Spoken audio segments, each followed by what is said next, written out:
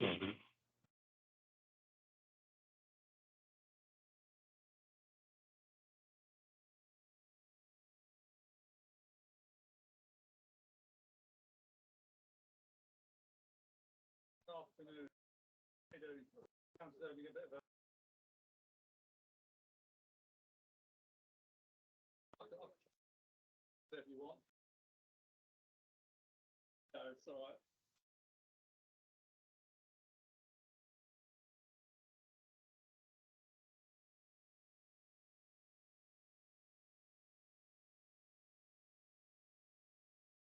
Hi everybody. I can see that Lawrence is back from getting his drink now, so we can make a start. Sorry, Lawrence, I just saw your message and we used you as an excuse to delay the start of the meeting for a couple of minutes. So for those of you who don't know me, hi, my name is David Elcock. I am the director of the Northwest Skills Development Network, and I am chairing this afternoon session. Couple of bits of admin before we start. First of all, Happy New Year to everybody. I hope you all had a very enjoyable festive break and are no doubt pleased to be back reading the planning guidance very carefully and ensuring that everything's going to be ready by the end of the year. Whether that's for this financial year or next financial year, I'll leave you to make your own minds up around that. Secondly, I've just said to Natasha, I have to give my apologies. My wife's birthday is on Saturday, and I'd arranged for a present to be delivered to the house yesterday, and of course they've rearranged for it to be delivered today between 3 and 6, so I might have to shoot off for 30 seconds at some point, for which I apologise in advance. And then finally, as always with these kind of things, if I could ask you please to put yourselves on mute if you're not speaking, so we don't get those disturbing background noises, that would be fantastic. Thank you. When we come to my sessions, I'm very happy for you to ask questions as we go along in the normal way. Just pop your hand up and I'll come to you. I'll leave it to Sarah and Jodie to say how they want to run their session in a moment. What we're going to do today, we're going to hear from Sarah and Jodie from their various trusts about what they've been through in terms of getting to level 3. I'll then do a very quick session for you on what we're looking for in an assessor. Usually we have time for a tea break around about 10 to 5 to 3. Then I'll talk you through the process of actually being assessed and as being an assessor and how you should run an assessment. And then Jill Kilbury from Leicester and Rutland ICB will be joining us to talk about the benefits of being an assessor. As I say, we should finish before 4 o'clock, and there will be plenty of time for questions as well. So without any further ado, hello, Jill. I've just seen you join us on the call. Hi, good to see you there. That means we've got all our speakers lined up. That's excellent. It's always good news. So I will now pass you over to Sarah and Jodie, who are going to talk through how the Royal Papworth Hospital achieved its level 3 status. So I'm not quite sure who's speaking first, but I'm sure you two will manage it very well between you. Over to you. Brilliant. Thank you, David. Thank you. Yes, as David said, Jodie and I are here today to talk to you about what happened at Royal Papworth level 3. So I'm just going to share my screen, hopefully. If someone could just let me know, thumbs up or whatever. Yep, I can see it. Yep. Oh, brilliant. Thank you very much. Okay, so we're just going to start off with a quick introduction to myself and Jodie. So I'm Sarah Brisbane. I'm head of commissioning and income at Royal Papworth Hospital, who went through their level 3 last year. And Jodie? Thanks, Sarah. Yeah, I'm Jodie Martin. I work for Norfolk and Suffolk NHS Foundation Trust, which is a mental health trust. And I've been an assessor for a couple of years now. I think I've done maybe 5 assessments, and is really pleased to assess Royal Papworth for their level 3. Brilliant, thanks, Jodie. And just to say thank you to One NHS Finance for inviting us both to talk about Papworth's journey towards level 3. So here we go. So just in case you're not aware, Royal Papworth is now based on the biomedical campus in Cambridge, but it was originally based in the village of Papworth Everard in Cambridgeshire. We actually relocated to this new state-of-the-art clinician designed and purpose-built hospital in April 2019, and the hospital itself was formally opened by Her Majesty the Queen in July 2019. As you can see from the pictures here, we have come a long way from the original TB hospital on the top left, you can see, to where we are now.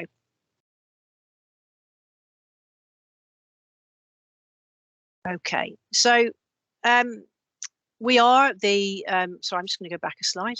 We are the country's leading heart and lung hospital, the UK's main heart and lung transplant centre.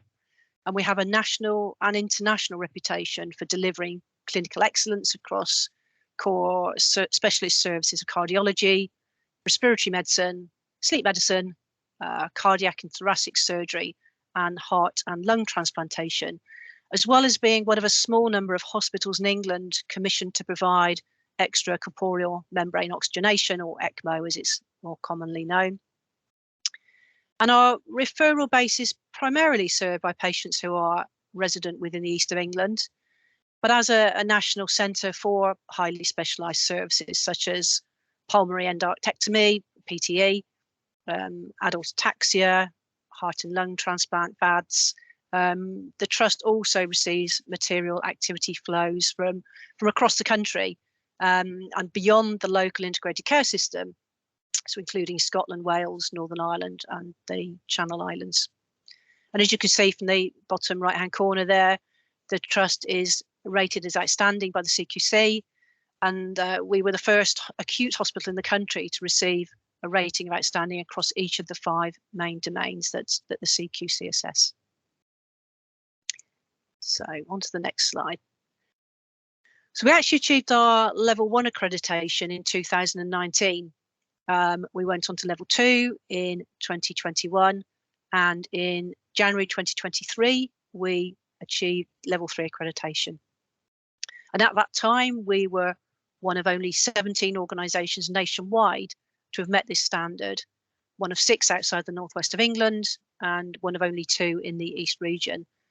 And I think it's fair to say, as an organisation, we're rightly proud of this external recognition and achievement.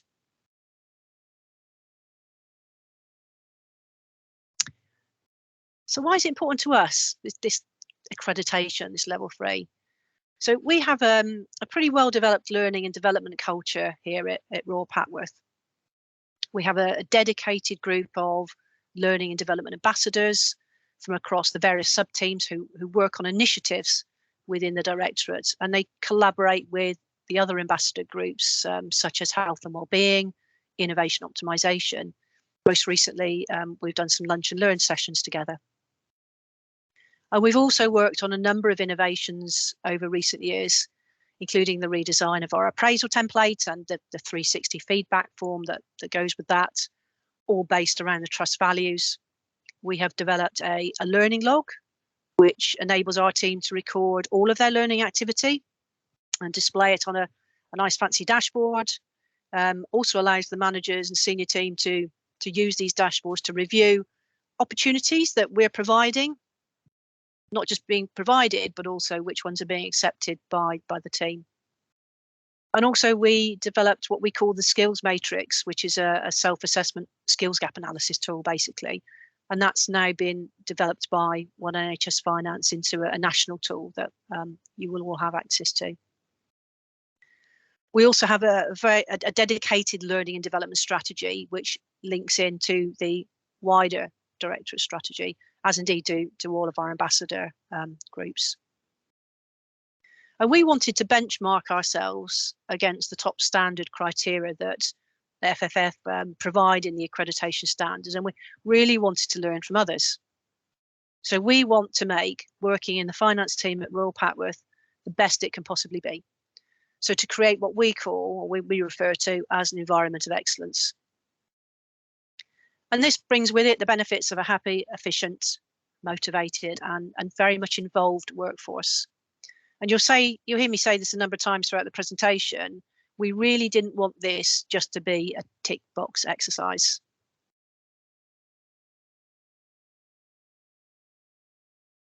So the light bulb.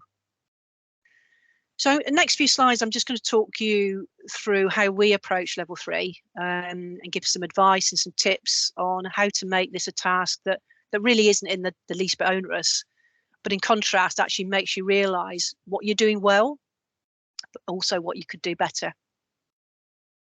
So during our level 3 process, we had a lot of light bulb moments. In fact, throughout all 3 levels, new things that we could implement, things that we hadn't thought of before, things that we could do differently, things we can improve on.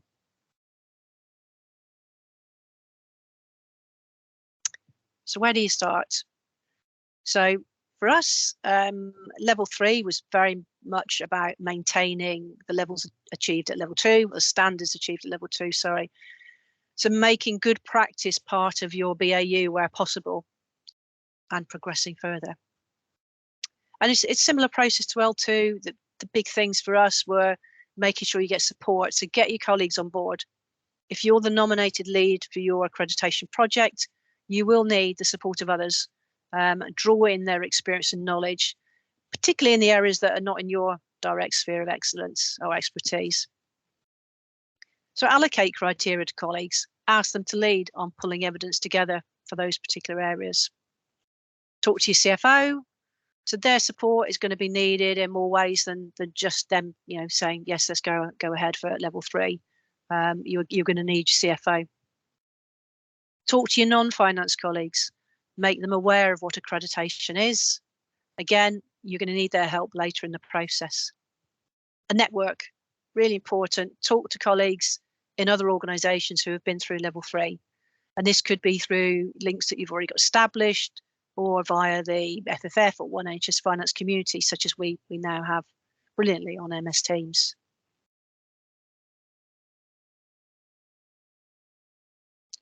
So a few tips here from our point of view, level 3, about the guidance and the documentation. Read the accreditation guidance. That's kind of top of the list. Make yourself familiar with the documents you need. So your introduction, which I'll go into a little bit more detail on the next slide. Your evidence template, which I know we'll be talking through later, and the employer accreditation. So training partner and CPD accreditation is mandatory with the appropriate bodies for all NHS organisations that have responsibility for the professional training and development of accountancy body students and qualified finance staff. Make sure you know exactly what documents you need and what levels of documents you need. Think about timescales. So what deadlines will you need to meet? How do you best plan those around your team's busy periods? This is really important. So you need to leave yourself enough time to work on the submission to really do your organisation justice. I don't think this is something you can really rush. So the introduction. So this is one of my sort of favourite documents, really, both as an organisation that's been assessed, so a lead in learning development for Royal Patworth, but also in my role as an assessor, which I've had for a couple of years as well. The introduction is a really important document that sets the scene for your assessment.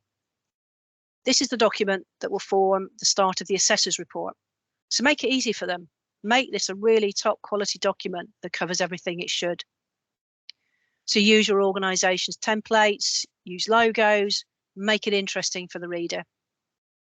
So the first slide I had now in this presentation talking about Royal Patworth, the one with the pictures, that was taken from our level 3 introduction document. And hopefully you got the same good feeling hearing it from me now as our level 3 assessors did in reading it. And in fact, you can check that later on with Jodie. So check the guidance, make sure every section is covered within your introduction, and sort of thinking quite to basics, really, make it look nice. So to us, it was important that it was a visually attractive document as well as being clear and comprehensive. You want to make it nice and easy for the person who's reading.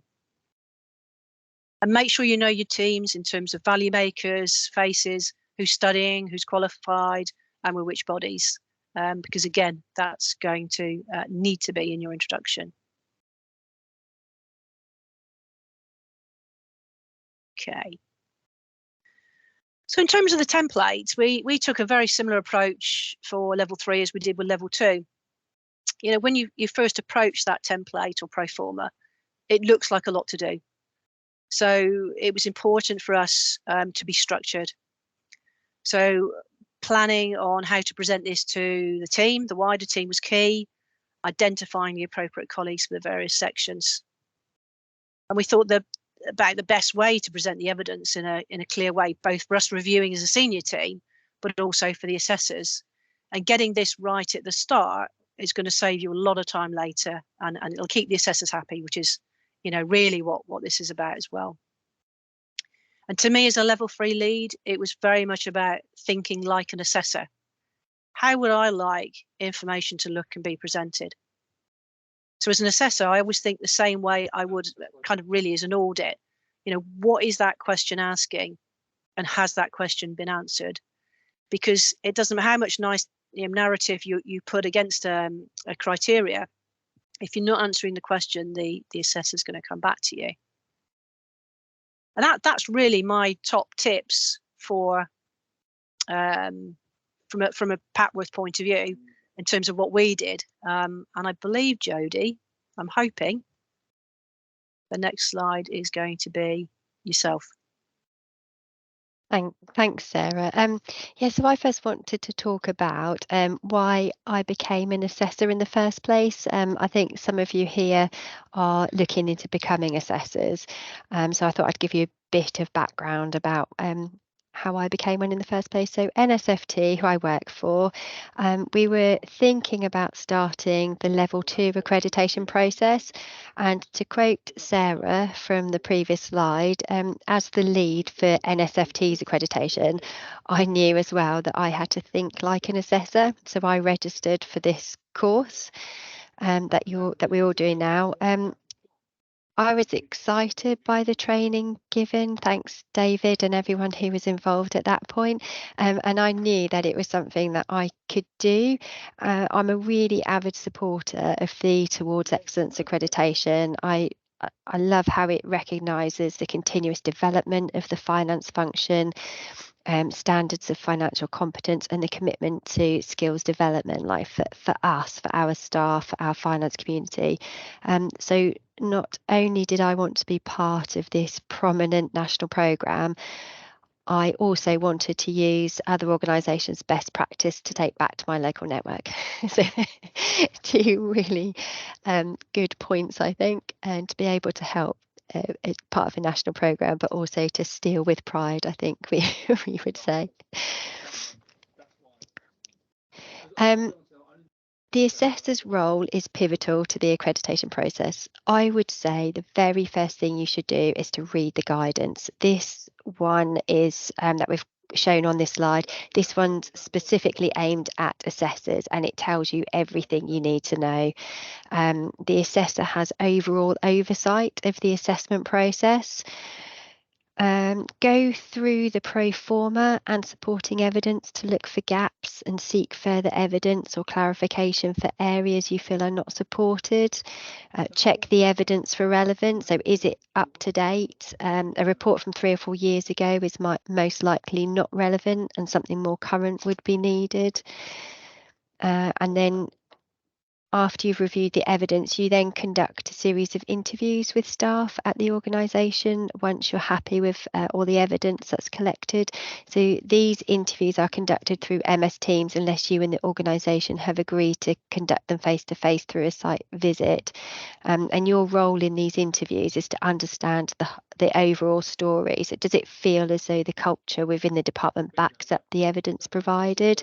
If staff have conflicting views to the evidence provided, then you should have concerns. And this is where the interviews come into their own. Is the evidence a true reflection of how staff feel? And once you're happy that the trust has provided sufficient evidence towards their application, it's time to write a report reflecting this and why they should be awarded the accreditation. All of this is in the guidance documents, including the report template. So this is all in the guidance, and this just gives you a really good overview of what you need to do. So read the assessment guidance, you have oversight of the overall assessment, look for gaps in the evidence, interviews with staff, write a report. In summary, that's the main role of the assessor. So on this page, I've put a timetable. For me, this was really helpful. Having read through the assessor guide, you'll have a good feel for what's required. On my first ever assessment, I read the guide and then pulled together a timetable template. So I had a visual summary of what's required. I'm really a visual person and like to know what's required by when. At the initial meeting with the organisation that I'd been allocated, we went through this timetable, working backwards from the submission deadline, and this worked really well with both parties. And it's actually included in the assessor guide that you can see today. So on here, myself and Sarah and Sophie had a planning or this timetable meeting. We agreed that the assessors, we would review the evidence by the 18th of November. This is only a 2-week window because the evidence that when we had that initial meeting, Royal Papworth, they just had everything ready. So it was just like, okay, we just need to review this, do the meeting. It was so simple. And that's kind of the thing that you'd expect at level 3. I mean, they've done it at level 2. This is a leading edge organisation. So we only needed that 2 weeks. It doesn't take 2 weeks to review all the evidence. You might need a couple of days, and we shared it out. But that's why there's only a short window there. And then we had an evidence review meeting at the end of those 2 weeks. We knew when we needed to write the report at the bottom of the timetable. I knew when I needed to write the report by, ready for the deadline. So within that time, within the evidence being reviewed and the report being written, that's kind of the gap that you've got to do the team meetings. So that's how I would say the first thing to do if you're an assessor meeting with your organisation, get like this timetable template and use it. Say like, this is where we are now. When are we going to be able to review the evidence by? When does the report need to be done by? And then the organisation can organise the meetings in between those dates. Thank you. So what evidence to look for? I would say think about what level you're assessing. So, for example, level 3 is described as this level will enable demonstration of a leading edge NHS finance function that has an influence on the NHS finance system outside organisational boundaries. Organisations must demonstrate an overall culture that's innovative and consistently supportive of the development of the wider improvement of the NHS finance system and beyond. Always have this in the back of your mind when reviewing the evidence, although the pro forma standards are set up to lead you to this viewpoint as well. The next few slides I've got are what evidence to look for. I know this is quite small. You don't need to read all the details. These are just examples. So Sarah has said it's okay for me to share these with you. You'll have copies of the slides as well. So if you wanted to be able to read it in a bit more detail, you can. On this slide, it had really good written evidence in there. What I liked about this, we've got the standard first of all, and then the level 3 evidence, and then we've got evidence documents. So Royal Papworth had put in the evidence documents and reflected them here, so I knew exactly what I was looking for and what standard it related to. So the assessor comments in here, some excellent free text feedback from the team highlighting their awareness and commitment to EDI, health, wellbeing, L&D and innovation. This was in some of the evidence that they provided from the staff survey, and the free text feedback that the staff wrote in there, the finance team wrote, was that really backed up the evidence that RPH was saying in this pro forma. So that's why I like that one. That's something that you could look for as well. This one, you could put questions in, so reading through the pro forma and then some of the questions you might come up with. So they were talking about launching the job shadowing template, so I just had a question on when are you actually planning to launch it. reading their evidence about using the document from Airedale. That was excellent evidence of working together to share best practice. So again, it's outside those organisational boundaries and pinching with pride. So that's what I liked about that one. So you don't have to have all the questions answered from looking at the pro forma and the evidence. I think, as will be reflected in the next slide. This one on here, what we were saying, the narrative tells a good story. It would be helpful to provide the agenda or minutes of a relevant group to show the engagement of individuals from the trust. So we were just saying, could you provide a bit more evidence, please, on this one? And then we've said it could be tested in the CFO interview. So anywhere where we thought that evidence doesn't quite cover what we're after, sometimes there won't be the evidence there. The evidence will be from those interviews, from those group assessments, and then from this we did when we had the CFO interview, it was covered in there really well. And same thing on the next type of evidence. If I missed one, no, I thought that I had 4. Maybe I've talked through them more. There was one where I was saying more about the culture, and when I had the meetings with the finance teams, you could really get a good feel of the culture and the values and behaviours as well. Thank you. So what made Royal Papworth worthy of level 3? You could see it was fairly clear from the off, the time and effort put into the pro forma and the written introduction, like Sarah was saying. If you get that right, it just gives a good impression, a really good impression. The links to the evidence were made easy to review. The amount of evidence available was good. If it wasn't provided initially, RPH replied really quickly with the additional evidence requested.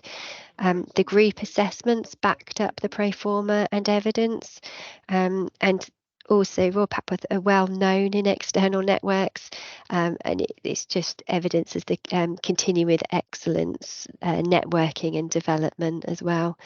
They were quite an easy one to assess. It was good, and I think that's what assessors are looking for. If you've got it all up front and ready, and you know what you're doing, if you're being assessed, and my organisation's got level 2, there's assessment guidance as well, and that's so key. Like, have that ready and be prepared. I would say it just makes it a lot easier for the assessors to review.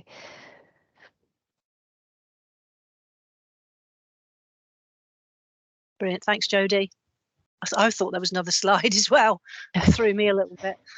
We're going to try and leave you with some top tips for a successful accreditation submission, both from, with our assessor hats on and our being assessed hats on. So we kind of got a bit of a combo going here. So really just going back to the beginning again, make your evidence clear, and please do cross-reference documents to the criteria reference. Really important. Nothing more frustrating as an assessor than just trawling through, lots and lots of wonderful evidence, but not really knowing what it applies to. So I think that's quite important. Answer the question. As I mentioned earlier, it's very similar to, thinking back to exams. You need to ensure that you evidence what you're actually being asked, rather than something similar, because the assessors do pick up on it. We know about that one. Source and method of sending your evidence. It's going to be a big file. At the time, we used the secure file transfer, SFT, and this worked well. I know sharing via MS Teams also works very well. Write a good introduction document. It's going to pay off in the end. Probably spoken enough about that one. Keep an open mind to sharing, accepting ideas from others, and please ask those who have been through the accreditation for ideas and inspiration. And for me, don't think of achieving accreditation as the end goal. This is the springboard. We haven't just ticked that box, as I mentioned earlier, and packed it away somewhere in a cupboard. That box is well and truly open now, and we are working to bigger and better things, and we're not going to stop. It really is that springboard, and I would urge you to think of it that way. It's definitely not a tick box. I, as well, added to that, thanks Sarah, is become an assessor. Without doubt, this helps prepare you for your own ONF assessments as well. Like I said in the presentation, agree a timetable from the start, so both parties know what to expect and when. Use the national process and guidance and the assessor guide documents. They are an invaluable resource. They're written so well. They just give you everything you need to know. If you're assessing, split the workload with a co-assessor or someone who's shadowing you.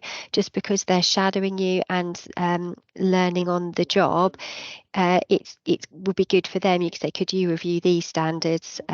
Tell them what to look for as well, but share the workload.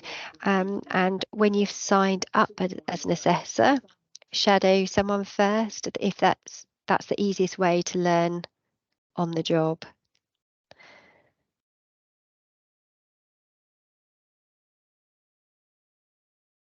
Thank you, Jodie. So we hope this has been useful. You know, whether you're looking to become an assessor or whether you are working towards your own level 3, level 2 accreditation assessment. And if you've got any questions, we'll give it a go on answering, won't we, Jodie? Yes, we will. Thank you, Sarah. Thank you, Jodie. Jodie, you obviously were listening very carefully when you came to my training session, because you've covered most of the points I'm going to cover in my presentation in a minute. So no worries, no worries. So does anybody have any questions for Sarah and Jodie at this point? You might want to just stop sharing your screen, Sarah. Oh, sorry. We can see all your internal chat there. So just while others think if they've got any questions, just a point from me really, which is just to pick up the last point, the last thing that you covered there, Jodie. My understanding now is that we do try to appoint 2 assessors to all organisations. You talked about a co-assessor and working with somebody else. We've recognised that it's actually quite hard work doing an assessment on your own. So we will always try to appoint 2 people where we can. That does depend on numbers, but that's certainly where my understanding of where we are at the moment. Natasha, is that still the thing we're working towards with One NHS Finance? Yeah, that's correct. And then hopefully when you get more assessors, we get shadowers as well on those assessments too. That's great, thank you. I assumed that as both Caroline and Lawrence put their hands up and took them down, that was the question you were about to ask. So, exactly the question, yeah. Thank you. And also, Caroline, thank you to you for putting in the link to the One NHS Finance guidance on going through the assessment. That was something I was going to do later, and it's in my presentation. So I think my presentation is going to be a couple of minutes, then you can all go off and do your plans, as I said before. So are there any other questions at this stage? This is a really good chance to pick the brains of 2 people who've been through a level 3 assessment relatively recently. Louise, over to you. Well, you're on mute still, Louise. Can you just introduce yourself to us when you ask your question as well, please? Sorry about that. Sorry, I'm Louise and I'm from North Eastern Yorkshire. I'm operational finance team for NHS England. Hi, and thank you for the presentation. It was great. Sorry, I just had to repeat that. I was on mute as usual. Yeah, just a question was about staff's experiences. I was interested to know what the wider finance team experience was of the accreditation and how they sort of feeling generally, I suppose, about being part, from the staff development perspective. Is it motivated staff? Is there a noticeable difference in staff in terms of the atmosphere and the culture in the team? Yeah, I mean, we very much focus on our ambassador groups in a lot of sort of forums. So like our monthly team huddles that we have, we very much do it by the ambassador groups. We try and get people signed up when we have our away days, etc. We very much focus on them, and again, try and encourage people, tell them what we're doing, get their feedback. So the culture is pretty good. And I won't lie, you're always going to get some people who are more interested in this than others. I think there's no doubt about that. And when you have these group meetings, the team meetings, you really need a good balance. So from my point of view, I went out to everyone who would like to volunteer, knowing in the back of my mind also that which particular colleagues would have really good stories to tell, because as Jodie said, when that assessor feedback comes back originally, it will say to be tested in group meeting, to be tested in CFO meeting, whatever. So you kind of know roughly what's going to be asked, although obviously, you know, the assessors can choose absolutely anything. But if you've got that kind of idea, you know who's going to be able to give a really good response to that. So in our case, we had 2 team meetings because of the number, even though we're not, you know, particularly big finance directorate. And I tried to get a nice balance between the two. So you've got the people who you know are going to start talking in both. Otherwise, you know, you're going to be a bit stumped. You know, a lot of people would like to talk, but they don't want to be necessarily the first one to do it. And I would say that Jodie is absolutely brilliant in terms of the way she makes people feel at ease. And I must admit, I don't think we had any problems, Jodie, did we, in terms of people talking? No. But, you know, I have been on a few where you ask that first question and it's just like silence. So prepping your team in advance is very, very important. You know, there is no wrong answer. They can say particularly what they like there. You would hope there's going to be nothing surprising to you, because you would hope they would have, you know, talked to you about that before. So yeah, generally, I think people are pretty proud of it, to be honest. We do a lot of award nominations as well, and we make sure that when we do that, people see that nomination. So we try and have that feel good factor all the time. So, you know, we've got our regional ones coming up in the East a few weeks' time. You know, we go right the way across the team and make sure that people are aware they're being valued and nominated as well. So I think the culture is very good, but it isn't just about accreditation. It's about building that, you know, across a number of different ways. Thank you. Thank you. Is it okay to add to that? So thank you, Sarah. When I'm assessing, I normally start off, introduce myself and just say, this, you know, this is try and make it like informal as you can, to put them at rest and say there's no wrong answer. If there's something that you don't agree with, it's okay to say, because in the report you can say the assessor can add things like this could be improved. So just because there may be something that's not as positive, it doesn't mean that that organisation is going to fail, and the assessment, and it's making that clear. But you want, and that's what the assessment is about, the team feeling comfortable that they can say what they feel, and that's the culture and the values and the behaviours as well. So kind of getting that across and saying, how do you really feel, putting them at ease and bring them out of themselves. Again, Jodie, I think I'll pick up briefly later. I think it's really important that people realise this isn't a pass or fail exercise. It's a pass or you've not quite passed yet exercise. We never look to go and fail somebody. That was like we wouldn't want to encourage that sort of language, really, because it's meant to be a supportive process. Good question, Louise. Thank you for that. That's really helpful and pulled out some important points, I think. Are there other questions that colleagues wish to ask at this point? Doesn't look like it. Oh, Lawrence, over to you, sir. Thank you. Hi there, I'm Lawrence. I'm one of the heads of finance here at London North West University Hospitals. We've just been through our level 2 and we are awaiting with bated breath. Good luck. Suppose. Thank you very much. I'm just like to get a feel of both in your capacity as being assessed and as an assessor. What did you notice as the sort of differences, part of the guidance from it, just the feel of going through the process of being assessed or being an assessor at level 3 compared to level 2? Shall I start on this one, Jodie? Yes, please. Yeah. Now, personally, I think level 2 is the big one. You know, the difference between level 1 and level 2 is huge, massively huge. When you get to level 3, it's about showing that consistency. You've embedded everything that you said at level 2. It's about that going outside your organisation, yeah, networking, volunteering to be an assessor. It's all of this kind of the bigger stuff that makes the level 2 stuff work, as far as I'm concerned. So none of it's easy at all. I'm not going to say it's easy, but I think level 3 was almost like that kind of feel good.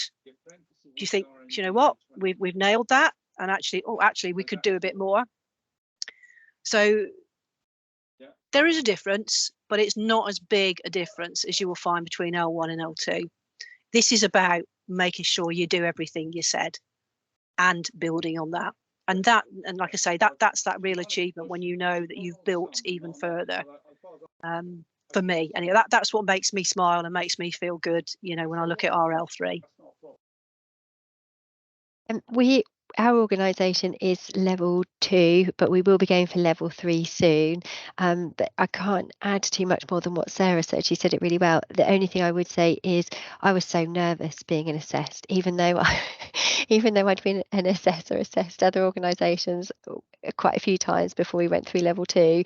I was still so nervous, just wanting to get that accreditation and for the team to see it as well. So I was surprised at how I felt about that. Yeah, I think is if you can volunteer to be an assessor before you start doing your L3, you're going to be in a much better position. Because then you'll be almost like analyzing your own criteria and then the information that you've put down, and that's quite good. And even then, you're going to miss things. You know, we all miss things, but it gives you a little bit of confidence. Because I'm like Jodie, I was nervous still. You still get nervous because this is really important to you and to the organisation. So, yeah. Good to be in both positions, isn't it? It's good to be assessed and an assessor. You get the whole view. Yeah, absolutely. And I can't underestimate pinching with pride, how important that is. You know, that's the way we share, isn't it? All these amazing things that are going on across the country. Yeah, absolutely. I think we call it sharing best practice, don't we, Sarah? That's the one. Sorry. That's the unofficial version. Yeah. Yeah. Okay. Thanks for the question, Lawrence. And thanks for the very comprehensive answer, Sarah and Jodie. That's been really helpful. Are there any more questions at this point? Oh, someone's talking very loudly behind you, I think, Jodie. You got colleagues in the office with you. Okay. Jodie, Sarah, are you going to stay on the call on the rest of the call in case colleagues do have questions that they pick up, or do you need to get off to do some more work? I'm afraid I leave at 2:45. I have the school run, but I would love to stay if I could. If they do have any questions, I can put my email address in there. Lovely. If you do that, that'd be great. Yeah, so happy to help with absolutely anything, like as an assessor being assessed, any evidence that you would like, examples, anything, please contact me. Fabulous. Thanks, Jodie. That's great. Thank you. Say for me, David, sorry, I'm going to have to leave, not for the same reason. Not to forget Jodie's kids particularly, but I'll put my email in the chat as well before I go. Lovely. Thanks both. That was a really useful session. Thank you so much. Very helpful. Thanks, everyone. Bye-bye. Okay, so I'm sure you'll agree that was a really useful session. Thank you to Sarah and Jodie for putting so much into that, and hopefully giving you some really good ideas for around being assessed and being an assessor. What we're going to do now, I'm going to very briefly cover what we're looking for in our assessors. This won't take the full 15 minutes. We'll then take a quick break after that, grab a cup of tea, whatever else you want to get, and then we'll come back and start again at 3 o'clock. And I'll just talk you through in a little bit more detail around the process that Jodie and Sarah have just talked you through. So I'm going to share my screen. If somebody could give me a thumbs up when you can see my presentation, that'd be really helpful. Thank you.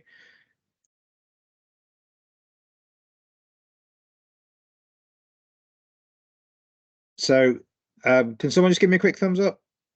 Lovely, good, thank you. So there's only one slide here, so it's not going to take very long. Oh, someone's got quite a lot of background noise. If they could put themselves on mute, please. Thank you very much. So hopefully you're all interested in being an assessor, which is why you've joined the call this afternoon. And I hope this list that I'm about to put up for you won't be too daunting and won't make you think you can't do it, because actually, as you've heard from Jodie just now, it's a really great thing to be involved with. You pick up a lot of good ideas, and I'm sure that Jill will cover some of these later when she gives us her presentation about the benefits of assessing organisations. So this is the kind of thing that we're looking for. In terms of your seniority as an assessor, we used to talk about being, you should really be at least a third in line. but that kind of demarcation's difficult these days when we've got so many huge organizations, and you can be still very senior when you're third in line. So what we talk about now is that assessors should really have a strategic role of some sort within finance, and have a good breadth of experience and understanding of what being in an NHS finance team is all about. That doesn't mean you have to be at deputy level. It doesn't mean you have to be a director, but it does mean you need to be able to go in and do the assessment. If you've been through an assessment with your organisation, you'll know the kind of breadth, what it is we're looking at. You need to understand all of those to be able to do an assessment to a decent level. To put your minds at rest, I do lots of assessments, both locally in the Northwest and for One NHS Finance. I haven't worked in a sort of frontline finance role for a number of years now, but it's still I still understand what's needed and the kind of processes that you're all going through. So I think that should hopefully be self-explanatory for you. You definitely need to have self-confidence and the ability to stand firm on what you believe is right. We did just talk in the previous session about this not being a pass or fail process, which is absolutely the case. However, we do need you to be able to stand up to, maybe stand up to is the wrong word. We need you to stand firm when you're convinced that something isn't quite right, and a senior finance director or a person of that sort of level is really trying to push back at you and say they think it's right. You need to have the self-confidence to stand up and say, no, I know I'm right. If we do this, this and this, we'll get there. But at the moment, you're not quite at the level you need to be at. I think that's really quite an important part of being an assessor. It doesn't happen very often. I don't want to scare you off, but there are some times when you have to be able to stand up for what you know is right. Obviously, you need to have a knowledge of the Towards Excellence process, and hopefully this session today will give you that in terms of theoretically. Ideally, you will be from an accredited organisation, will have the practical experience of what that Towards Excellence process means as well.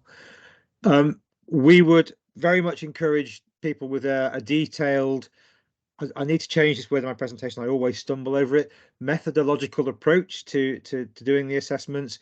It really is a question of starting at A and working all the way through to Z quite carefully, not cutting any corners, not skipping things that you don't think are important. Every criterion that's included in the process needs to be examined and examined quite closely. You will need enthusiasm. You will need to be willing to commit some of your time, and we'll come on to the time commitment in my next presentation. But it will take you away from your day job for not a huge amounts of time, but there will be times when you have to commit to doing this. Dare I say, at present, that might be a good thing to take you away from some of the hard work and drudgery involved in getting the reports out at this stage, and some of the no doubt very difficult conversation you're having about making savings with your organisation, and a chance to go and do something new and meet new people is something that I don't think we should not want to be involved with. And then finally, really importantly, and I think that Jodie and Sarah both demonstrated this really clearly, you need to be happy to share your knowledge, be open to learn from others, and just really be open to being committed to helping the NHS finance function as a whole to improve it where it stands at the moment. This isn't the role for somebody who wants to keep everything to themselves and not engage with others. It really won't work if that's the way that you tend to operate as an individual. So as I say, there's not a huge amount there. Hopefully those criteria that I've set up there are all things that resonate with you and things that you can see in yourself. For me, I think the single most important thing on there is the last one, that willingness to be part of a wider network of colleagues, sharing information, learning from each other, and really ensuring that our finance teams get the best learning and development opportunities that they can.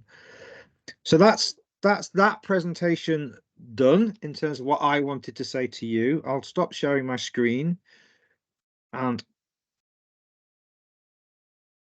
hopefully that will be sufficient, but obviously I'm very happy to answer any questions that any colleagues might have around any of that part of the presentation this afternoon.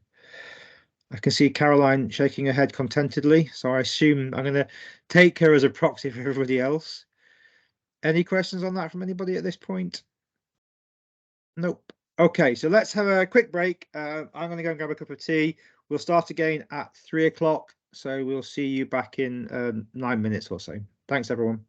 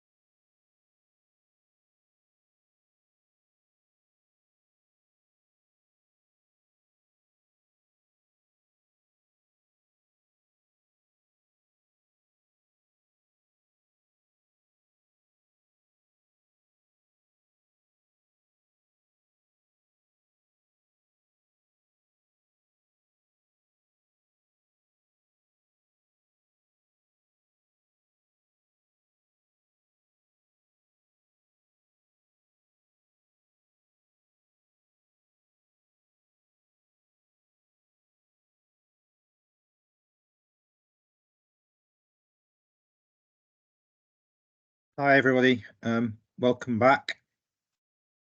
Just give people a couple of seconds to switch their cameras back on. Jill, just to say that for some reason your background keeps sort of fading in and out, and sometimes we can see the door behind you and sometimes we can't. I'm not quite sure what's going on there, but don't know whether you're going to be doing a presentation to camera or using your slides, but right. Welcome back everybody. I'm just going to repeat the apology that I made right at the outset today. Unfortunately, I'm expecting a delivery, so I might have to nip to the front door for 30 seconds or so at some point during the presentation. I do apologise if that happens. Hopefully they'll come when I've finished rather than during, but I'm sure you'll bear with me. We're all very used to working from home these days, aren't we? So okay, I'm going to share my screen with you for my next presentation. Again, if someone could just give me a thumbs up to let me know that they can see my screen. Fantastic. Thank you, Lawrence. That's really helpful. Thank you very much. So what I'm going to do for the next 20 minutes or so is just talk through with you in a little bit more detail some of the work you'll need to do as an assessor in terms of doing an assessment with an organisation. I'm going to go through this sort of five stages from sort of initial contact right through to writing the report, all things that Jodie has covered, but I'm going to go through them in a little bit more detail and explain how I approach things. This is not the only way. I'm certainly not saying it's the way you should do things. I know we've got other assessors on the call who may want to chip in if they do things slightly differently, but this is the approach that's worked for me over the years. So let's move on to stage one, which is when we gather the initial evidence, and Jodie talked about this one earlier on. I would say this should take place no less than 2 months before your visit. We'll come on to the visit as a next stage of the process. I think it's really important to understand that you need evidence, the evidence performance for all the relevant levels. So if you're doing a level 2 assessment, you need the evidence for level 1 and level 2, and for level 3, you need the evidence for all 3 levels. Each time we do an assessment, we are checking that everything is still in place. It'd be quite easy if, let's say, someone moved from level 1 that they achieved 2.5 years ago and was looking for a level 2 now. You need to just double check that everything they said was in place back in the day is still in place now. 99.9% of the time it is, but it is still worth just double checking that that's still the case. You do need to make sure that you are using the most up-to-date proformas. Again, both Sarah and Jodie referenced this. The link, the new set of proformas is now on the website. So all the links on the One NHS Finance website will take you to the most relevant proformas. At the moment, it's very easy. If the proformas you're using has got a reference system that's a number, then a letter. So 1.1.A, that means you're using the most up-to-date version, because the letter in the third place is the most recent version that we've produced. It's very frustrating for organisations if they've done all the work on an outdated set of proforma. So please do make sure that they're doing that. Again, Sarah referenced agreeing how you're going to share the information. The best way that we find now is to share through Teams. You can set up a Teams channel and save all the files to the Teams channel and share them through that way. Most of us now we use Teams and we're used to doing that. There are other options available. Smart Sheets. I've worked with Lewisham and Greenwich Trust a couple of times now. They use a really good system called Smart Sheets, which is a fantastic way of sharing information, because you can actually write notes on the files and send them backwards and forwards, and that's really good. You can use something like WeTransfer to transfer large files across, but just make sure you've agreed what that's going to be. Thankfully, when I first started doing this work, we used to actually share huge paper files and go and sit in offices and plough our way through those days have long gone. But it is important you agree how you're going to do that. What I would say in terms of the actual pro forma is that a narrative style is preferable, and in the examples that Jodie shared earlier, you could see that the organisation had written what it was they'd included and why, rather than a simple bullet point list of what the evidence is. That just helps you to get more of a picture of what it is that the organisation is trying to show you in the evidence they've provided. Sometimes there's very little needed. I mean, for example, the very first the very first thing is that the need to develop finance staff is in the finance director's job description. That doesn't need a huge amount of description, but it's just helpful with some of the others to understand where they're coming from. As you work your way through the evidence, I would suggest that you need to make note of any shortfalls, any missing evidence, any queries you've got, and then raise them with the organisation. We said earlier that these days there's always two of you working on an accreditation. What I'd recommend you do is go through the evidence separately and then come together jointly and work out where you agree there are things missing. It may be that if you're doing it independently, you've missed something and your colleague picks that up. That's just a way of making sure that when you go back to the organisation, you're clear what it is you're asking them to provide. I then use, I use what I call the bragg rating, which is blue, red, amber, green. And again, Jodie kind of referenced this in her presentation. Blue, when I rate something as being blue, that means that the evidence seems to be pretty good to me, but I do need to have those discussions with staff to make sure that the evidence that I'm being told is in place is actually in place. And a good example of that would be, it's very easy for someone to say, yeah, everyone's had a PDR or an appraisal in the last 6 months, last 12 months. You actually want to go into the team and ask the staff if that is the case and speak with them about that. Red, amber and green, I think, speak for themselves. Red would be there's no evidence or something seems to be missing or it's not at the right level. Amber is where you're not 100% sure that it's okay. And green would be the evidence is there and you're happy with what's in place. In my experience, the first time you go through the evidence pro forma, there will probably be quite a lot of amber, because the organisation you and the organisation may not quite be working on the same wavelength. That's not an issue. That's why you have the discussions. That's why you do this first draft of the pro forma, just to make sure that everything is understood. If you were to do an initial assessment and everything were to be green, I'd suggest you perhaps need to go back and have a little bit of a better look, because that would be a really, for me, that would be a really odd situation. It may be they're absolutely brilliant. I'm not saying that couldn't happen, but that first assessment probably will throw up a few areas where there are things you want to discuss. Oops, sorry, I didn't mean to move on then. You also need to agree a date by which any revised pro forma will be made available to you. So that's for me, that's the important things around the initial review of the evidence. I'll just pause briefly there to see if anyone's got any points, or Jill, if you, as an assessor, if there's anything you do slightly differently.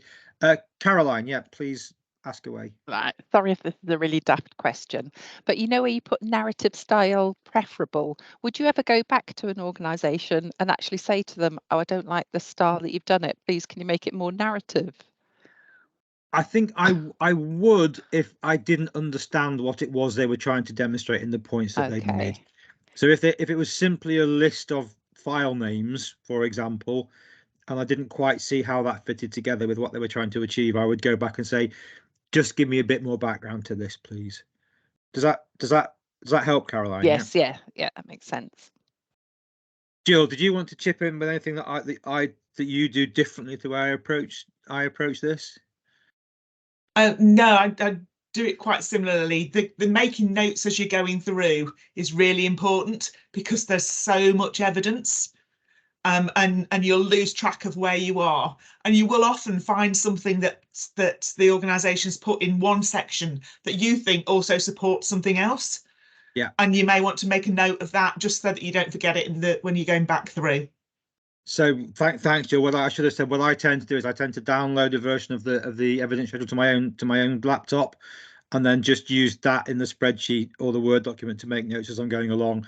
Because Jill's right, there are, I don't know the number, I probably should. There are 60 odd criteria, so to try and remember each one in detail is quite difficult. But that comes back to that methodological approach that I referred to before. I need to get a thesaurus and find a new word for methodological. Okay, so I'm going to assume that everyone's happy with that first stage and move on to stage 2. So stage 2 is when the organisation provides you with the sort of the final agreed pro forma, the one that you're all happy with, the one where you should mainly have blues and greens, and to go back to my rating, things you're happy with or things you want to talk to staff in the organisation about. And this version can be changed, I would say, up to and including the submission of the final data to the final report to NHS Finance. I'll come back to that in a couple of slides' time. This is the version you're going to talk through with the staff. So if you've been told that everyone's got a job description they've had in the last 3 months, they've all had appraisals in the last year, the communication systems are really good, and so on and so forth. This is the version that you test out during your visit to the organisation. Again, ideally, you should have this around about a month before your visit. Those figures are those deadlines, sorry, are reflecting the fact that I know that all of you have got day jobs. We did a review very recently where we literally got the information a couple of weeks beforehand, because that suited both myself and my co-assessors and the organisation. But it's just to recognise that you won't have perhaps clear diaries to commit to all of this very rapidly. I'm going to move on to stage 3 because I think stage 2 is pretty self-explanatory. In terms of the visit, how you actually go about going to the organisation and chatting with them and the staff about the evidence. This can be done in person or it can be done via Teams. I would very strongly recommend that if you can, you do the visit in person. The reason for that is that going into an organisation gives you a much better feel for what it's like, how the department works, how it feels, what it feels like to you as a place to work. However, if you're based in Newcastle and you're assessing somebody in Exeter, clearly an in-person visit isn't going to be the best way to do that. I know that Natasha and colleagues do try to appoint us relatively locally when it comes to doing assessments, but sometimes they need to put a bit of, for various reasons, a bit of distance. If you can go in person, I would say you should do that. If you can't, you need to make it work on Teams. You can do that. I've done a number of those now, and it is relatively straightforward to do that. In terms of who you need to visit during the day, again, this is my preferred list of people who I like to speak to. You don't have to see them in this order. This is just the way that I've put them on the slide. But although I would say the very first meeting you should have on the day is an initial meeting with the team of people who have led for the organisation in terms of their accreditation. So just sit and have half an hour, 45 minutes with them, talking about the assessment, talking about what you've done in looking at the evidence they provided, making sure they're happy, giving them a chance to provide any last minute information to you or to correct anything or whatever it happens to be, just to set the scene for the rest of the day. Then you must see the finance director during the visit. You must see 25% of the finance team, a minimum of 3 people. And that the percentage excludes the finance director. I think it's really important that you choose the staff who you spend the time with as best you can. What you don't want to happen is for the organisation to have a handpicked number of individuals who are all keen supporters of NHS Finance, who the managers know they've got their job descriptions and so on and so forth. I would suggest that you pick those people you want to see, and again, I would suggest you need to try, if you can, to see people who are qualified, people who are studying, and people who've got no interest in being qualified or studying, just to get a range of staff across the function. Of course, if you're seeing a big organisation, I recently assessed Greater Manchester ICB, which is a huge organisation. You can see the staff in groups. You don't have to see them in individually in one-to-one meetings. If you do see them in groups, and again, Sarah kind of referred to this when she was talking about the way Jodie did her assessment, it's really important that you tease responses out from everybody in the group rather than letting 1 or 2 more vociferous people take over the meeting. You need to make sure that you're getting information from everybody in that group, so you can say you have genuinely spoken to a quarter of the finance team. You do need to see non-finance staff. They should preferably be budget holders, a minimum of 2 at level 2 and 3 at level 3. If the organisation wants to introduce you to more people, that's fine. Just make sure you've got enough time in your day to have all the meetings you need to have. If you're doing a level 3 accreditation, you will also need to have at least 15-20 minutes in the diary with the chief exec at some point. And then there will be a final outcome meeting, and I'll come back to that in a minute. It is worth saying that one of the benefits of Teams is that If you can't see the chief exec on the day of your visit, you can pick up with them later and have a Teams meeting with them at around the same sort of time. I'm not talking about months apart, but if it's 3 or 4 days later, if that suits your diary and the chief exec's diary, that's absolutely fine. When you're on the visit, there are a whole number of sample questions in the guidance document, the document that Caroline put a link to earlier in the chat. Again, you don't have to ask all those questions that are in that document. They're just meant to give you an idea of the kind of things you might want to ask. And there are sets of questions there for finance staff, for the finance director, for budget holders, and for the chief execs, just to give you a feel for the kind of things that you are looking to glean from those discussions. Coming back to a point we made earlier, it's really important to remember that these are discussions. They're not interviews. You're not there holding people's feet to the fire. It's meant to be a discussion. It's meant to be a sort of a two-way process, so you can understand exactly what's going on within the organisation.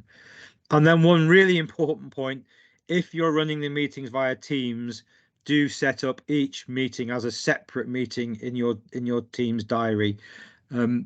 One of the first assessments that I did via Teams, we had one meeting all day and it was chaos because people kept coming in and out and joining the wrong meeting. And then, so if you've got meetings with individual groups of staff, set those up as separate meetings on Teams, and don't forget to give yourself some time between the meetings to get a cup of tea, go to the toilet, whatever it is. There's nothing worse than having meetings from 9:30 through to 3:30 with no break at all.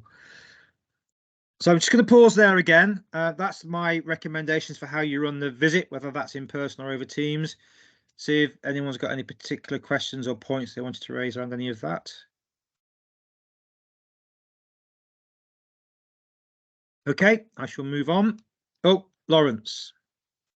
It may sound obvious, but in all likelihood that you'll be part of a team of 2. I'm assuming that it's easiest or more logistically coherent that you're either both visiting in person or both doing it via Teams rather than one of each. Yes, yeah. And I would also recommend that you both attend all the meetings rather than splitting the meetings, because that way one of you can ask questions and one can be taking notes and you can swap those roles over. It's just easier that way to compare notes as well. Even at Greater Manchester ICB, I can't remember how many staff we saw. There were 3 of us assessing that, and we all sat in all the meetings. Otherwise, you don't quite get the right picture of what's going on across the piece. Okay, thanks, Lawrence. Thank you. So, stage 4, the outcome, and this is the outcome meeting I just referred to on my previous slide. It's really important before you leave the organisation, again, whether that's physically or on Teams, you have a meeting with the people who've been involved in pulling the evidence together, and probably the Director of Finance as well. I found they're very keen to be involved in that last meeting just to understand where they are. I think there are, as I say on my slide there are 3 outcomes. One is successful. That's the one everybody wants. You're happy with the evidence. Everything you've come across during the day has been really positive, and you can say, yeah, thank you, well done. We're going to write the report and submit that to Finance Leadership Council for you to get to whatever level you're applying for. Second outcome for me is you're almost successful. There's just a couple of things that need a tweak. I'll give you an example of one of the things we did there. I recently did a visit to a trust in the Northwest who had recently revised their appraisal process. So not everybody in the team had the new appraisal. What we did there is that we said we would give them their level 2 for 12 months rather than the usual 3 years, and we're going to go back in 12 months or in a year's time and just check that all those appraisals are in place, and then we'll give them their level 2 for another 2 years, if that makes sense. So they got their level 2. It wasn't quite perfect, so we said we'll come back to you on that one. You could also say, we just think you need to tweak this and this, and if you can do that in the next month or so, we'll make sure that then goes to Finance Leadership Council for approval. The problem there is very often, for reasons to do with human behaviour, we always fix our dates for our meetings very close to the deadline, which means there's not a lot of wriggle room. Then it's best to try and have your meeting to give yourself a little bit of room in terms of submitting the stuff to the team at NHS Finance. As I said earlier, and the third option would be you're not ready yet. You've got a bit more work to do. let's go away and think about how we can make that work. We're not going to put you forward this time round, but let's revisit that as a team, assessors and the organisation, and we'll come back to revisit that at a later date. The last session of this presentation that we did, one of the organisations involved with that had been through that process and had to go back, and they were talking about what a positive experience that had been. So if you handle that well, that can still be a very positive experience for the organisation. So it's really important that we're not talking about pass or fail here. We're talking about pass or not quite passed yet. And I would say it's really important that when you leave the organisation, everyone knows exactly what the position is. Hopefully that's all clear. Again, just a quick pause for any questions from anybody before I move on. Okay. Ooh. So finally, the report. We've mentioned this already. This needs to be completed ideally within 2 weeks of the visit. It's there are 4 parts to the report. There's the assessor report, where you and your colleague write the report saying what you found, what the outcomes were, some of the really good things you found, some things where they need to develop to move on to the next stage if they're at level 2, for example, and maybe some of the things you want to share more widely. So pulling out some of that really good practice so we can share practice as we referred to earlier. There needs to be an organizational introduction, and this is the thing that Sarah referred to earlier around the document she was really proud of having written, where they sell their organization to you and to FLC. You need to have a final agreed version of the schedule for all the relevant levels. So that's hopefully everything green, saying that they've met all the criteria. And there's an employer accreditation pro forma showing where the organisation is in terms of having accreditation from the professional bodies. A couple of notes around that at the moment. CIPFA are still charging organisations to get their accreditation. What we've said is that it's no longer compulsory, but if an organisation has a significant number of CIPFA employees, we'd recommend that they get the accreditation. And my understanding is that SEMA have currently put their processes on hold. I'm not quite sure when that's going to be relaunched, but obviously that will be borne in mind until SEMA have relaunched their processes. So those are the four elements to the report. It's really important that they're all agreed by all the parties. So when I write my assessor reports with my colleagues, I always send that to the organisation and say, this is what we're going to say. Are you happy with this? Have we got everyone's names right? Have we got the job descriptions right? Do we agree on the number of staff and so on and so forth? So that final report should be something you're both putting forward as your sort of status report on where things are. Once you're happy with that, then the reports need to be submitted to Natasha and her colleagues at One NHS Finance, and those deadlines don't move from year to year. So there are 3 deadlines a year. If you get your report submitted by 30th of April, 31st of August, or 31st of December, they will then go to the next FLC meeting where they're signed off by the great and the good. In terms of the key factors, these are the things that I'd pull out. It's developmental for all parties. You need to make sure you're working your way through that process and everyone's learning from it. Mentioned time earlier. Very, very approximately, I would say probably 5 days. Other colleagues have said it may take a little bit longer. Clearly, if you're less experienced, you might need a little bit more time to deal with this. 3 days to do that pre-visit work, reviewing the pro formas, looking at the detail there. A day for the visit, and then a day to write up the report. Jill, does that seem reasonable to you in terms of time frame? Was it maybe a little bit light? When you're doing it together, then yes, that should be about it. Just that 1 day for the visit doesn't have to be on 1 day. No, exactly. Yeah. Which can make it quite significantly easier to fit into your day with what's going on. But do allow yourself time before and after each conversation to get yourself in the right place, to have the conversation, and then to write up your notes before you forget them. So do allow yourself that sort of time frame. Thanks, Jill.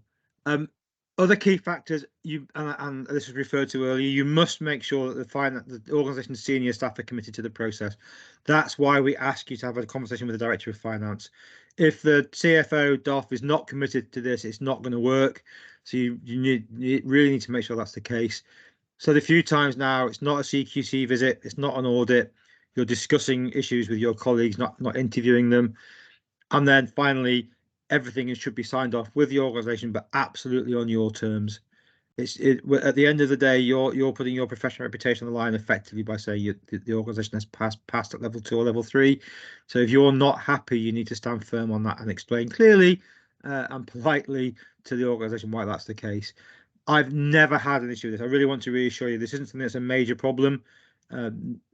All the reviews I've ever done have reached a very amicable and agreed outcome.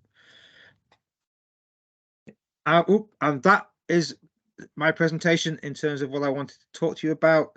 Very happy to take questions now. I'll stop sharing my screen. Does anybody have any questions about that? Hopefully it's all relatively straightforward. Lawrence, over to you again, sir. I suppose question about, is it appropriate or otherwise, I appreciate you said it's not a CQC type assessment, of being an assessor of an organisation you've previously been employed by or people that you know well? I think in my position in the Northwest, I know so many people across the patch, it would be impossible for me to go to an organisation and not know somebody who was there. I think if you're professional and approach this appropriately, I don't think that's a problem at all, Lawrence. I think we recognise that staff do move around the NHS. That's one of the benefits of being in the health service. You get to work in different places and learn different things. So no, I don't think that's a problem. It is one of the benefits of having two people, though. It is, absolutely, yeah. And just picking up on that, I would say there is a real benefit in if you do an organisation's level 2 assessment, and at least one of you going on to the level 3 assessment, because that means you've got a bit of a corporate memory between you. If both of you or all three of you can do it, great, but that's going to be quite tricky, I would imagine. But that's to go back to Jill's point, that does help with that understanding of what's going on.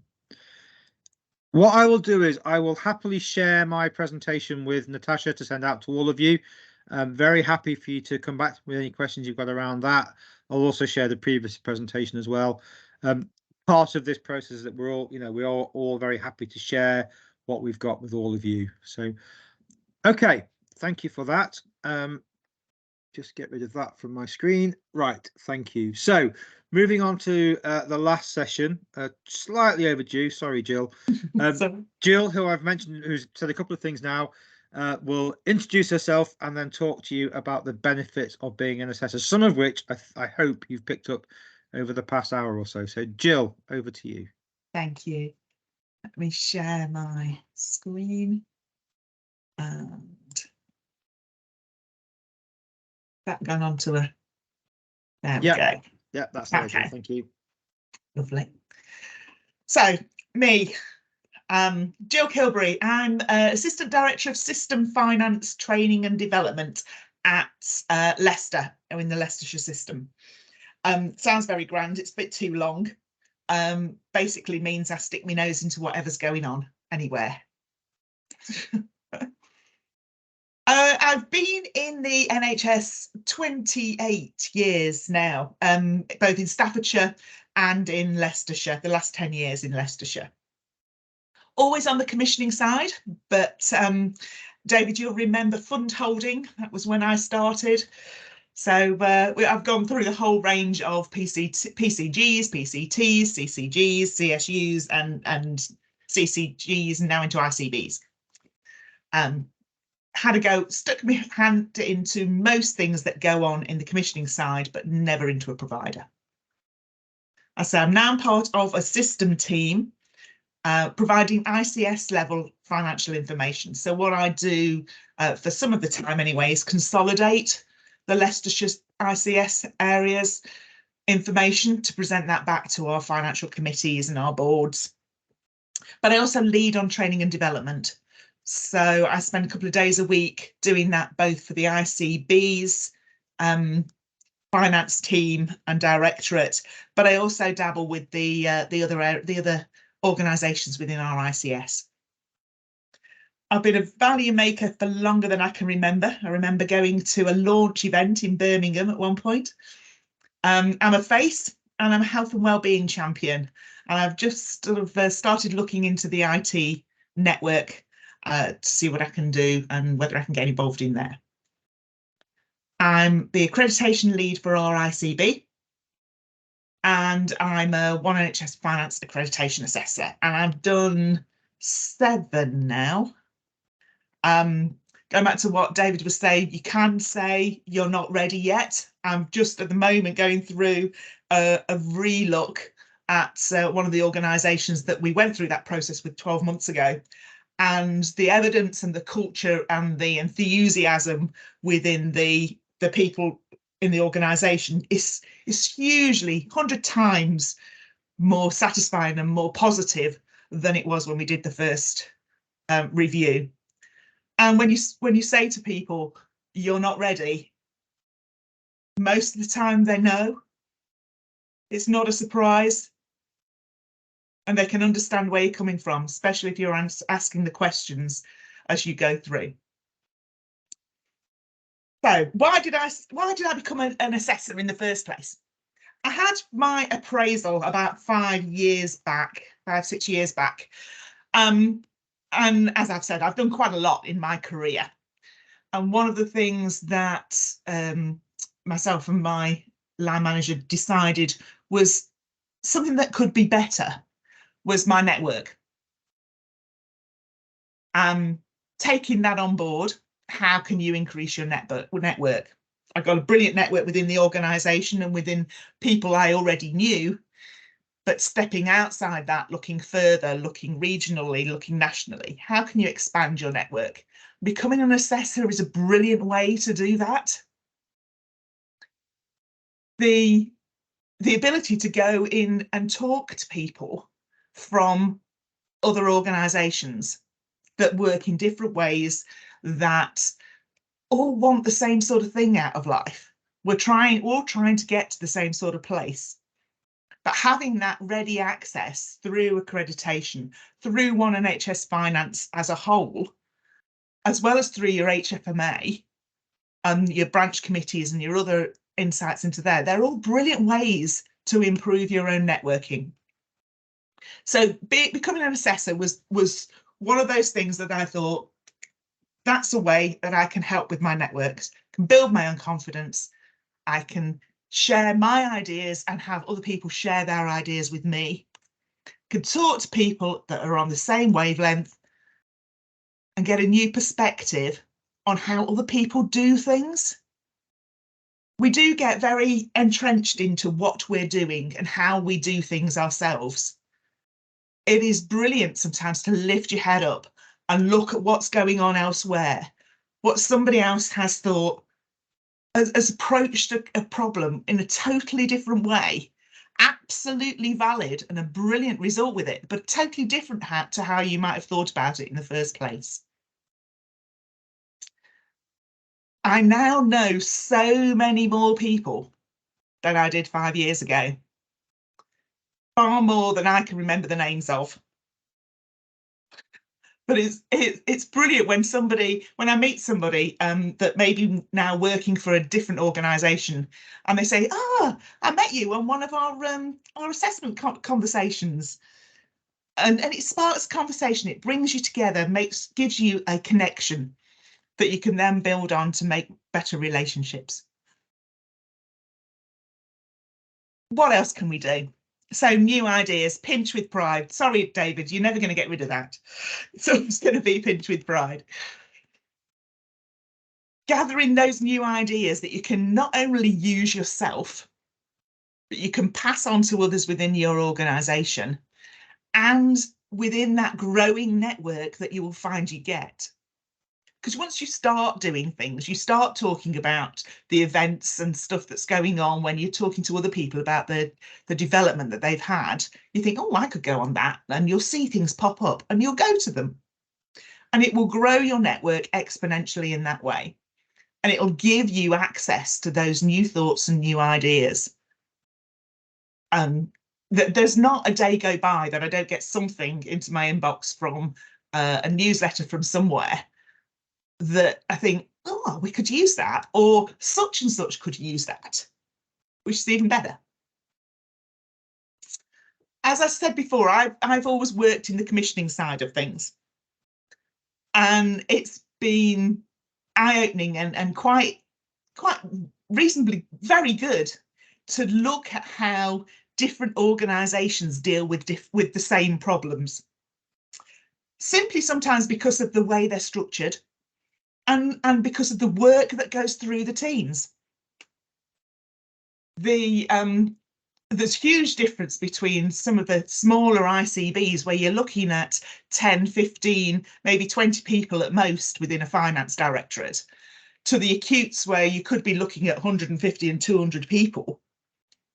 The approach to things is got to be very different, because you can't do things in the same sort of way with those sort of different numbers of people. Mental health trusts tend to approach things in slightly different ways as well.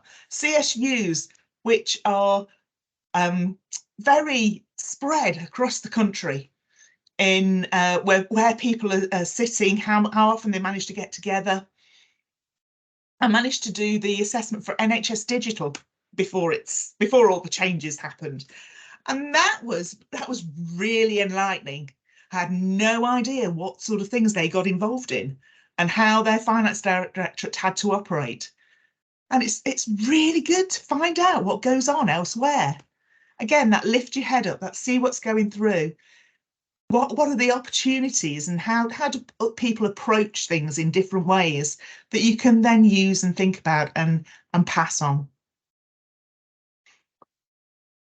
What you find when you're going through these assessments is you do have to think about it. This isn't a tick box exercise. This is a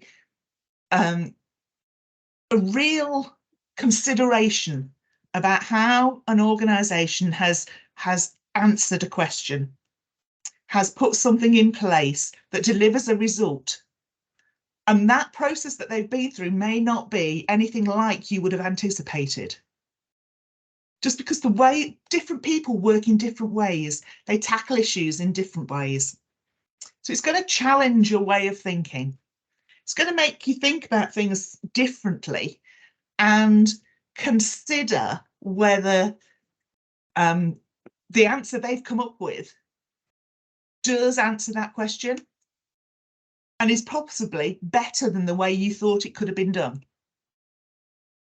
Do think you will have to think outside that box. You will have to make connections between things, between information and detail that they've put in different sections of the pro forma, that when you step back and you look at it as a whole story, a whole picture, it comes to life. And it's really good to see that and be able to feed that back to the organisation, that look, you're not just doing these bits and pieces, you're not just answering these little questions here and there. You've got a whole big story, a big picture that is brilliant and great. And it's absolutely wonderful to be able to give that story back to somebody, to be able to help them see the whole picture of what it is they're doing and how they're doing. It's really one of the things I really enjoy is those conversations with the teams of people, because once you get them talking, often their enthusiasm and their passion for their organisation, for how things are working, it really comes to light, and they start throwing things at you that are things that they would never have thought of to put into their pro formas. But because they're talking about it and because they're getting into what it is they're doing, and you can help them make those connections, then you get so much rich detail about what they're doing. And it is brilliant. It really makes me smile every time it happens. So if you're looking for something that's different to your day-to-day, because you won't be doing this every day in your financial job, it'll make you think differently about how things work. It will restore your faith in working together, in the passion of finance, and how brilliant the financial community is within the NHS.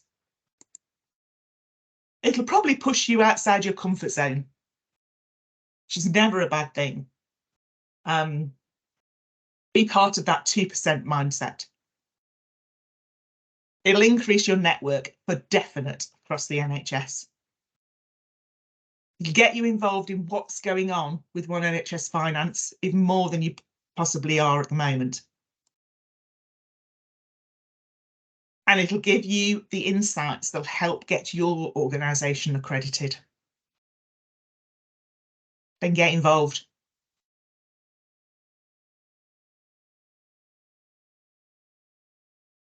Don't know where I am now. Stop sharing. There you go. Thank you, Jill. If I wasn't signed up, I'd be signing up straight away on the back of that. Thank you so much. That was really your passion shines through, which is lovely to see. Thank you. Do colleagues have questions for Jill, even if it's where does that passion come from and how are you so enthusiastic about everything? It's wonderful to see, Jill. No questions at all. I'm going to assume on the basis of that you're all completely bowled over and you're all going to sign up to be assessors, and Natasha can expect an influx of people saying yes, sign me up. Oh, don't disappoint me now, Louise, and say you're not going to be doing that. No, I think I would like, because of Jill's presentation, it'd be like, sign me up now. It was so enthusiastic and so artistic. It was great. Thank you, Jill. I was just going to ask you, how long does the training take, and also what sort of time commitment is it to be an assessor? Do you want me to pick it up? Oh, go on, Jill. You go first. I was going to say, what is this your training? What is that? So I would say, Louise, that yes, this is part of your training. This is part of it, yeah. Yeah. Well, I'm gonna just ask Natasha to come in when I finished, just to put you on the spot, Natasha. My understanding is that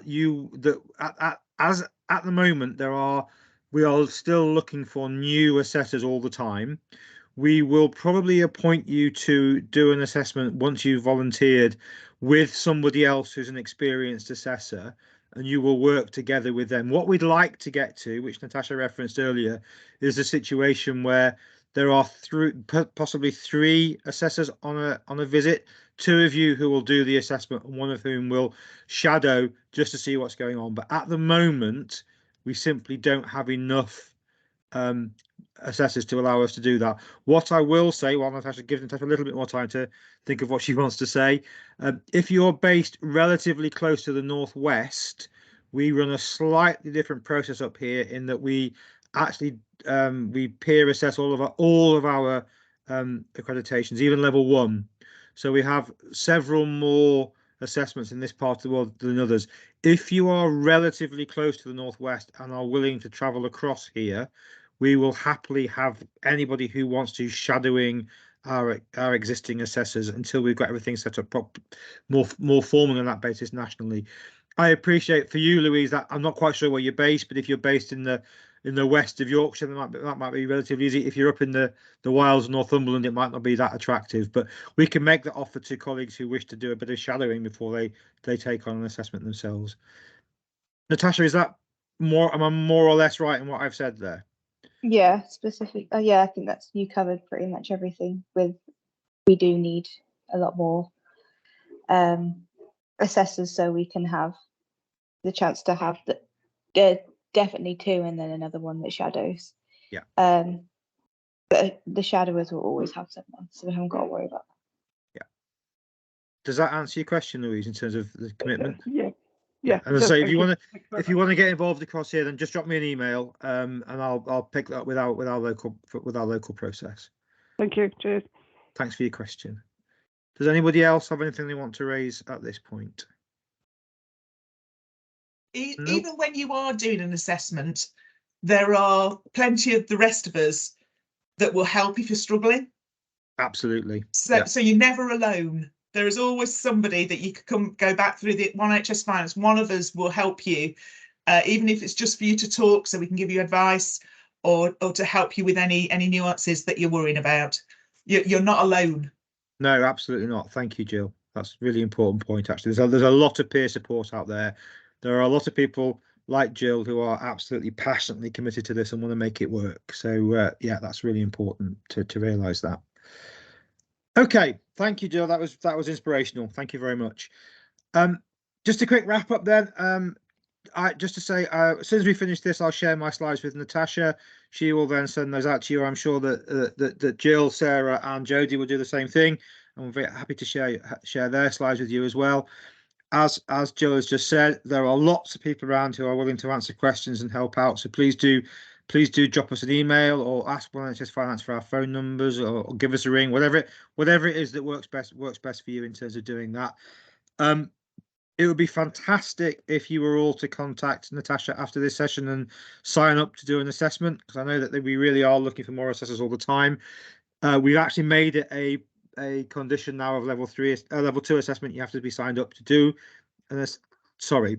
level 2 accreditation. That you have to have an assessor within your organisation. So that's a key part of us trying to roll this process out. Thank you, Natasha. Natasha has just put in the chat the application form. Get that filled in, get that sent off to Natasha this afternoon. Right, one final opportunity for any more questions before I close the session down. So I would like to thank Sarah and Jodie and Jill for their input this afternoon. Hopefully you all found it informative and useful. I can't go without saying thank you, Natasha, for steering us this afternoon and making sure that everybody was admitted to the meeting and everything was sorted out so professionally. So thank you very much, Natasha, for doing that for us. I wish you all the very best for 2024, and I hope to come across you at some point soon in some way or another as part of NHS Finance. So thanks, everybody, and enjoy the 40 minutes of your diary time you've got back to go and make a cup of tea or whatever it is you're going to do, and see you all soon. Take care now. Thanks, David. Thank you. Thanks.